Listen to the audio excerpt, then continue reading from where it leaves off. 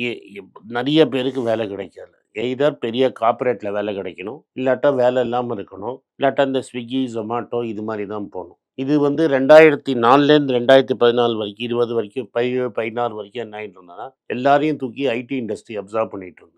முதல்ல ஐடி இண்டஸ்ட்ரியில ஆட்கள் கம்மியா இருந்தபோது சம்பளம் நெறைய கிடைச்சுது. இப்ப தமிழ்நாட்டிலேயே ஒரு 500 இன்ஜினியரிங் காலேஜ்ல மேக்ஸிமம் பீக் ஆயி இப்ப குறைஞ்சு போனதுல, யார கேட்டாலும் ஐடில இருக்கேங்கிறதுனால ஐடி சப்ளை ஜாஸ்தி ஆயிடுச்சு.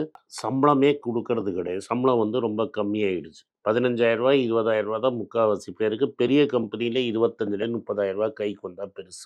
அதே நாராயணமூர்த்தி மாரி ஆட்கள்லாம் நீங்க வேலை செய்யறது இல்லன்னு சொல்ற அளவு இருக்கு. Very exploitative condition. இப்போ வந்து காலேஜ் முடிச்சா ஒருத்தனுக்கு வேலை கிடைக்குங்கிறது நிச்சயமே கிடையாது. ஏன்னா பெரிய ஐடி கம்பெனிலாம் ரெக்ரூட்மெண்ட் வந்து ஒன்லி டயர் 1, டயர் 2 காலேஜுக்கு மட்டும் தான் போறாங்க. மத்த காலேஜுக்கெல்லாம் போறது கிடையாது. எல்லாரும் டயர் 1, டயர் 2 காலேஜ் படிக்க முடியாது. அவங்களுக்கு வேலை வாய்ப்புங்கிறது கிடையாது. இது ஒண்ணு பெரிய ப்ராப்ளம்.